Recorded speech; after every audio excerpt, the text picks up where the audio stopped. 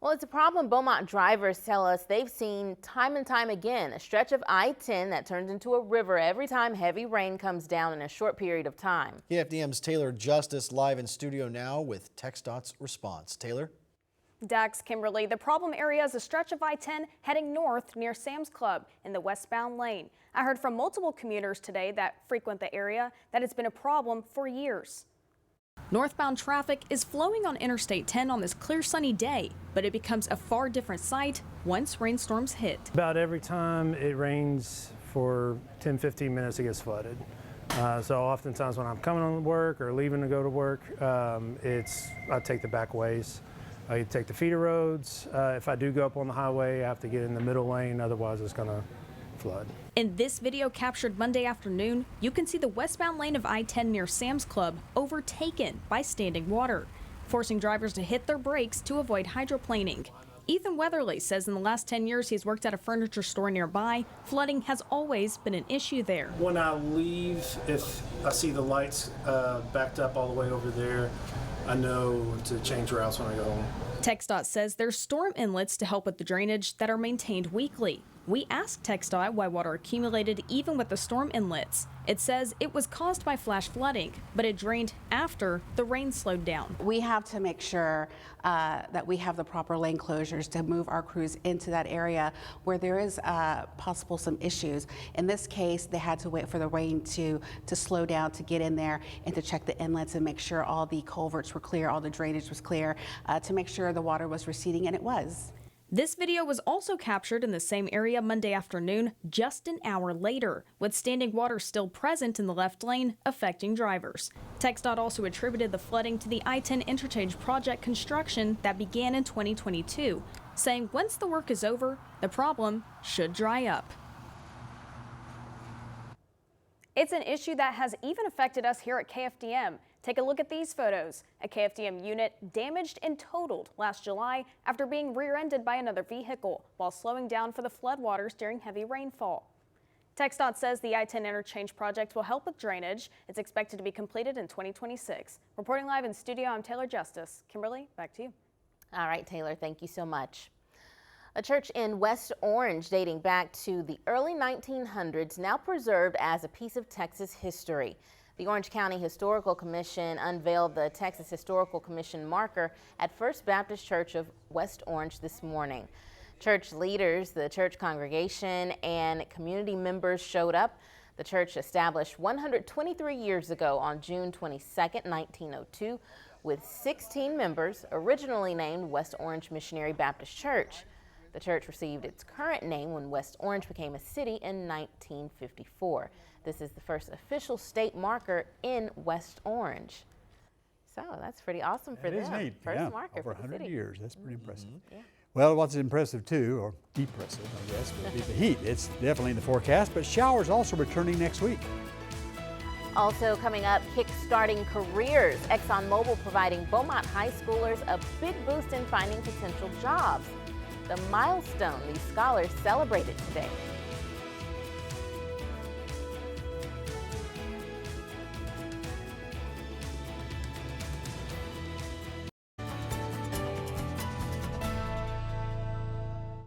Very few showers today. Most of them are out to our northwest in the area around Interstate 45. Just a few buildups here and there from our Lumberton camera looking back toward Beaumont. Do Good and Crown Electric, your sponsor there. Everything moving nicely on Highway 69. Shangri-La went to 92 today over in Orange, 90 right now. The little bit of a breeze out there helping things out. This is what hurts. That dew point's running in a 75 to 80 range at many locations this afternoon. Has a lot of moisture in there. 79 on the dew point there at Walden Road and I-10, the fast lane. 91 right now, the high was 94. There's some relief for that breeze, not much. Probably the best time to do yard work actually is in the 5 o'clock on time period, late in the afternoon and evening, because the mornings are not much fun either with the lack of wind. Temperatures in the 90s across most of the state. We're looking at 102 out toward El Paso. And there are a few showers I mentioned, a couple going on earlier today around Jennings over toward Opelousas, but the majority of the action has actually been on the Texas side, particularly from Trinity down toward Huntsville and to the northwest of Conroe. That little band of showers moving to the northwest. We've had a few little stray showers too in sections of Tyler County. The temperature tonight dropping into the mid to upper 70s, very humid, very warm out there. And tomorrow's high obviously hot, mid 90s in the lakes. We'll probably stop around 93 or 4 in the Triangle, 99 up in Shreveport, 96 in Dallas, 100 out toward El Paso. Pretty uniform temperatures all over the southern plains for tomorrow. Now, concerning rainfall, it's not impossible, but pretty close. The coverage of rain only about 10% for tomorrow. 1 or 2 developing, probably the bulk of it out in the Gulf for tomorrow. And if anything, it may be even less on Sunday as even more stable air moves into place. However, some changes are on the way. Right now, moisture is just high enough to produce a couple showers of deeper moisture from Brownsville southward. And watch the dry air come in off the Gulf actually for Saturday and Sunday. Then we start seeing a surge coming across from the east. See the moisture levels coming up nicely on Monday. And then these little peak shades, that's very high levels right up in this scale. Not the highest, but high enough. And that comes in particularly on Wednesday. So rain coverage looks good Tuesday and Wednesday. You might say, well, we don't need the rain. Well, if you want some cooler weather, that's the way to get it. And we'll see that next week too. The high will be moving from Arkansas back to the northeast into Kentucky by Wednesday. That allows the southeast flow to kind of take over. Trough of low pressure in place over central Texas will help generate showers as well. So good coverage of rain coming up for next week. How much rain? A ½ an inch to an inch looks pretty common over areas to our north. 2 to 3 inches near the coast, 1 to 2 over the lakes. Now this is mainly Monday, Tuesday, Wednesday. So we're spreading that out over many days. And as usual, there may be some isolated heavier amounts, but I don't think we're looking at anything like we had last Monday. Moisture is really high over the western parts of the Gulf. A lot of rain falling down in the western Gulf. Part of that tropical system hit Mexico. But there are just really hostile conditions out there for tropical development. This is wonderful news with this wind shear out of the northwest. That disrupts, that rips and shreds anything that might try to develop. You're talking 60, 70 miles per hour. That's really high all the way into the Caribbean Sea.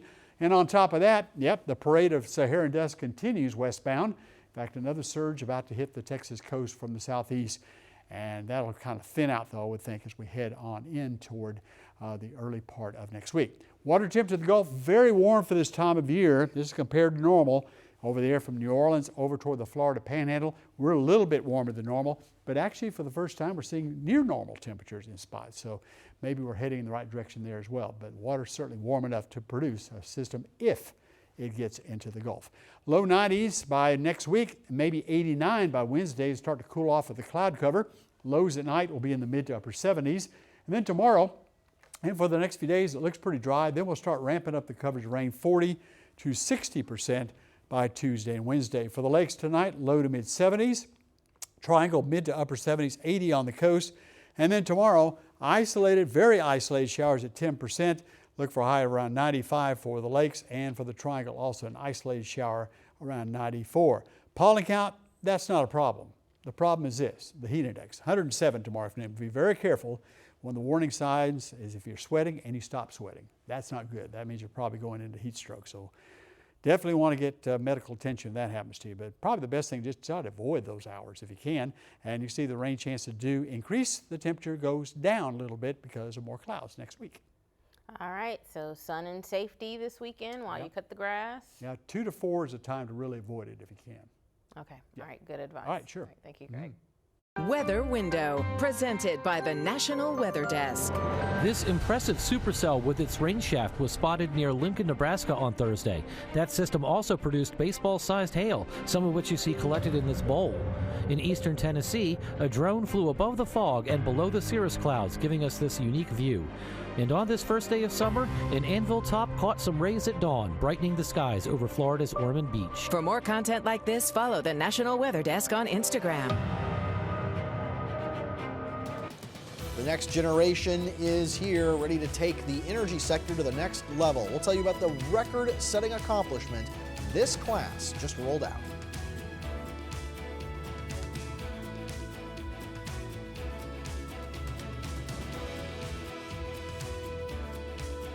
From the 409 Energy Scholars Program. The program is the only one of its kind in Southeast Texas, with nearly 75 Beaumont ISD students having completed the program since its inception in 2022. This year, ExxonMobil graduated its largest cohort yet, 30 students. They spent 2 weeks at the Beaumont facilities getting a firsthand look at the careers available in the energy industry. ExxonMobil leaders say they created the program to show students in the area they can have successful and fulfilling careers in the field right here in Beaumont. We want to show kids that there's opportunity right here in Beaumont, Texas. We have an opportunity here with all the industry and all the great education institutions to really have something special here, and we want to make sure that the students know that and are taking advantage of it. As a bonus, 2 students got to tour facilities here in Beaumont and Spring and were able to meet with industry professionals. A lot of opportunity there. Yes, it is. Good for them. Mike's here, so that means it's time for sports. Yeah. There were some area boys basketball teams that were participating in a showcase. Yeah, that they were, the TABC Boys Showcase Tournament. In fact, it began today. We've got highlights and results from some earlier games next.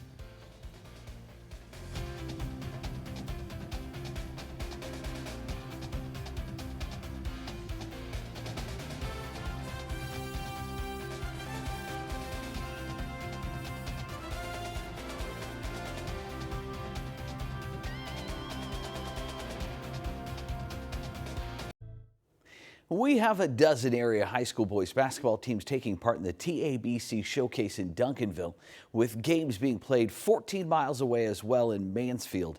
And we do have 12 teams participating, with Westbrook United, Memorial, Silsbee, Vider, West Orange, Stark, and Orangefield not playing until tomorrow. But we did have a few area squads get some games in already today, like the Bridge City Cardinals taking on Brentwood Christian out of Austin. Bridge City in the red, of course, looking to build a little breathing room here as Nolan Tran helps that with a nice drive to the rim for 2. The Cards kept on the attack, and they look to have this one in control as Aiden Bush drives the lane, and he's going to lay it up and in for 2. Fast forward, though, about 8 minutes of action in the second half, and the Cards having to play catch up. Nice assist here by number 5 and the bucket by number 4, Braden Dennison. The Cards battled in this one, but in the end, they just couldn't quite close the gap in time. Bridge City falls in the showcase opener to Brentwood Christian 56-47. The Cards will play again tonight against Emory Weiner. And the P&G Indians, they took the floor inside Mansfield Fieldhouse today with their first game against Crandall. Unfortunately for the Indians, the Pirates take this one by a bucket. P&G falls 57-55. The Indians will try and regroup. They'll face Grapevine late tonight after 8:30 p.m. And the Hart Jefferson Hawks, they battled earlier today on Court 3 at Mansfield High School's Fieldhouse. And the Hawks get past China Spring by a bucket, 58-56 that final. HJ will play the team that beat Bridge City earlier today, Austin Brentwood Christian, tonight at 7:30. Best of luck to the Hawks.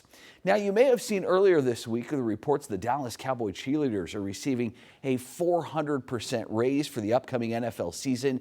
This particular post caught my attention because the Cowboy cheerleader that's dead center, it's Nederland native Carly Swindell. The former Nederland cheerleader, almost a Cowboy cheerleading veteran now, entering her 4th year with the Cowboys. The 400% raise will take Carly and the rest of the team's salary from $15 an hour to over $75 an hour. The position of a Cowboys cheerleader is considered part-time, but the pay increase will no doubt be a welcome one. I know for her. Yeah. It will be. Yeah, I saw those headlines the other day. Yeah, Is that's that right. not stunning, though, that they were only getting $15 an hour was a part-time work, and it was barely minimum wage. Yeah, so. But for a position as notorious as that one? Exactly, yeah. Just would have thought it would have been more. Yeah, you would have. Well, it's well known. All right, thank you, Mike. You bet. We'll be right back with a final check of your forecast.